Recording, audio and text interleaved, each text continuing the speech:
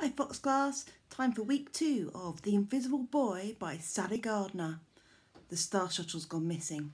What is going to happen to Sam? Should we find out? Chapter 5. The next morning Sam got ready to go to school. He would tell his teachers that he couldn't stay with the Hardbottoms any longer. He had lots of friends at school and he was sure someone would help him while this terrible mess was sorted out.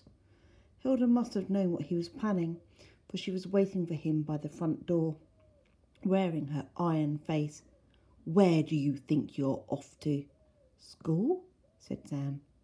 "No, you're not. It's out of the question. Not at this sad time," said Hilda firmly. "I can't stay here. I was only supposed to be with you until my mum and dad got home," said Sam. "Well, they're not home, are they? So it looks as if you're stuck with us," Hilda said smugly. "But," said Sam. "The Butts will have to make their own toast," said Hilda, pushing him back upstairs into his room. The next few days passed in a haze.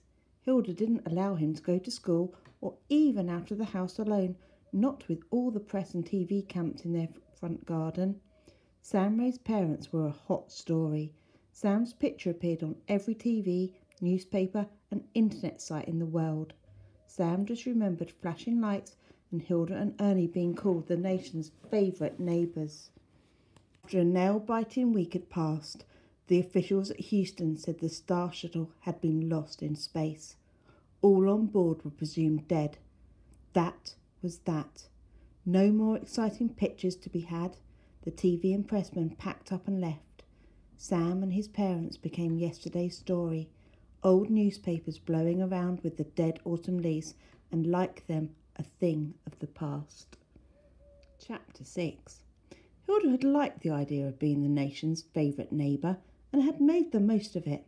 She wore a kind and caring face that made the press and friends of the Rays say Sam was lucky to have Mr. and Mrs. Hardbottom to look after him, especially as there were no living relatives.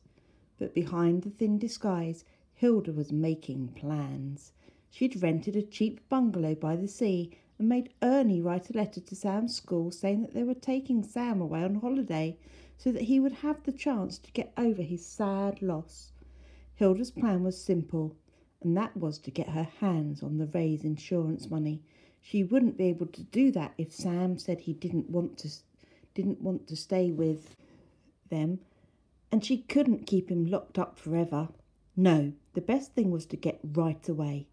There were too many people offering to help. Mr. Jenkins, who had mended Ernie's Ford Cortina, had said only the other week that he and his family would gladly look after Sam. Ernie was a bit puzzled as to why Hilda was so keen to keep him. "Why are you going to all the trouble and expense of booking a seaside holiday?" he asked. "We never go away." "Because we can't stay here. People will begin to ask questions," said Hilda firmly. "About what?" said Ernie, scratching his head. "About who is going to look after Sam," said Hilda, beginning to lose her temper. "We don't want him saying he doesn't like it here."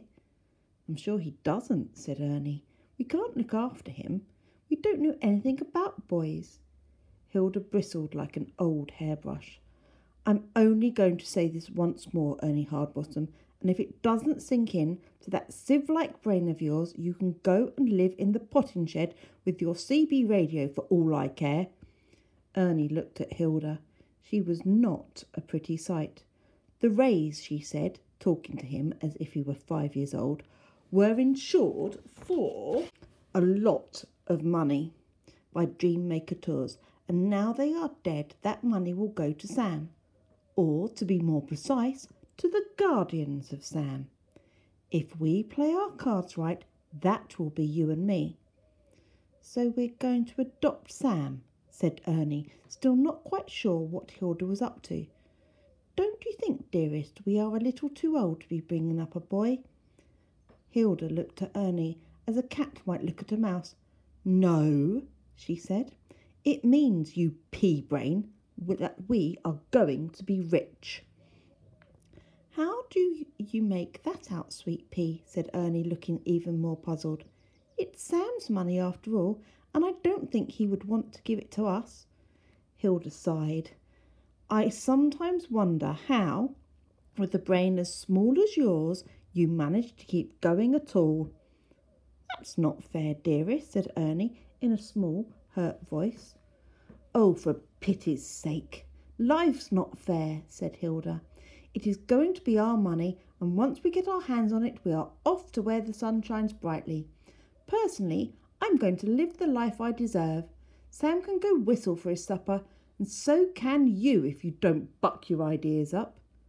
Ernie knew it was pointless to argue with Hilda.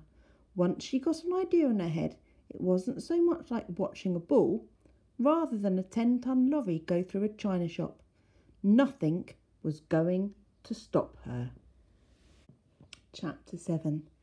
That night Sam was unable to sleep. He looked out of his curtainless windows at the back garden, with its neat rows of pumpkins, its potting shed and its garden gnomes lit up in the moonlight. He could even see the treehouse that Dad and he had made in his garden next door. Sam flashed his torch up into the starry night sky. He had never felt more abandoned. Space seemed to him so everlastingly vast. Where did it end? He felt tiny and invisible. Sam lay down and tried to get to sleep. Suddenly there was a loud crash outside. He sat up in bed. All was quiet in the house.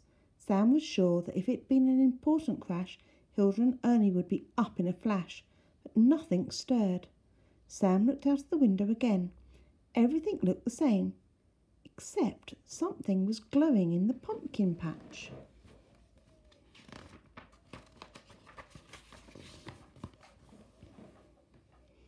Sam tiptoed past Hilda and Ernie's bedroom.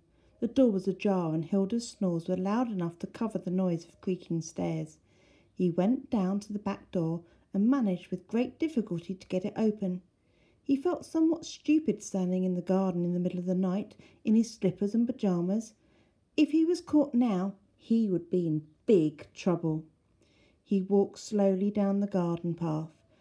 There, among the gnomes and the prized pumpkins, was what looked like a metal salad washer. A little like the one Hilda used to clean lettuce in, but bigger and a lot fancier. Whirring sounds were coming from it. Then, to his horror, a gust of wind blew the back door shut. He turned the handle, but it wouldn't budge. He was locked out. Things were not looking good. This was most definitely a dream, thought Sam, for there, walking about bowing to the garden gnomes, was an alien with green and splodgy skin saying, "Hello, I come in peas. Take me to your chef." When the gnomes didn't reply, the little alien, who was only a bit bigger than them, adjusted the 2 long pink tufts that stuck out of the top of his head and started again. "Hello, I come in peas." "Can I help?" asked Sam. Chapter 8. The little alien looked up, not in the least bit put off by someone so much bigger than himself. "My name's Splodge," he said. "I am from planet 10 Rings. I come in peas." "Good to see you. I'm Sam Ray," said Sam. "Are you the big chef?" asked Splodge. "No," said Sam. "I'm just a boy. I don't cook." Splodge looked at him and then said, "1 minute, please." He ran back to where the metal salad washer lay and went inside. "If this is a dream," said Sam to himself, "then why does it all seem so real?" "Chief," said the alien, coming out. "Take me to your chief." "If you mean Mrs. Hilda Hardbottom," said Sam, "I don't think she would be too pleased to see you." Splodge leant in on a flower pot and muttered to himself, then pointed to the garden gnomes. He said, "Who are all these people? Are they the prisoners of the bottom?" "No," said Sam. "They're plastic, I think. They don't talk. They're just there to decorate the garden." Splodge started to make a funny noise, and for one awful moment Sam thought he was choking. He was not up on alien first aid. Then, to his great relief, he realised Splodge was laughing. Sam began to laugh too. Splodge went over to where a gnome was standing and gently pushed him over. He started to laugh again. "Shh!" said Sam, who didn't want Hilda and Ernie waking up. "Why are you here?" he asked. Splodge looked at him as if he was about as if he'd asked about the silliest question going. Source of the tomato 57, he said. This was crazy, thought Sam. You mean tomato ketchup? You've travelled all this way for that? Yes, said Spodge. I have travelled from Planet 10 Rings to bring home sauce of tomato 57 for my mum as a present for her. He thought hard for a moment. Hello, nice to see you, Day. Like a birthday, said Sam. What's that? Asked Spodge. Oh, you know, the day you were born, Sam said. That's it, said Spodge. A birthday mum present. I think you might be in the wrong place. You need a supermarket. He pointed in the direction of the shops. It's about 1 kilometre down the road. Spodge bowed. Thank your bits, he said, walking back towards the metal salad washer. By the way, what's that? Asked Sam. A spaceship, said Spodge, disappearing inside. The door shut behind him. Sam waited, not quite knowing what to do. The spaceship started flashing with bright colours. There was an alarming whoosh sound as it started to rise. It hovered 2 metres off the ground and then crashed back down again. Another loud bang followed. The door slid open and Splodge came out bottom first. The 2 tufts on the top of his head were now knotted together.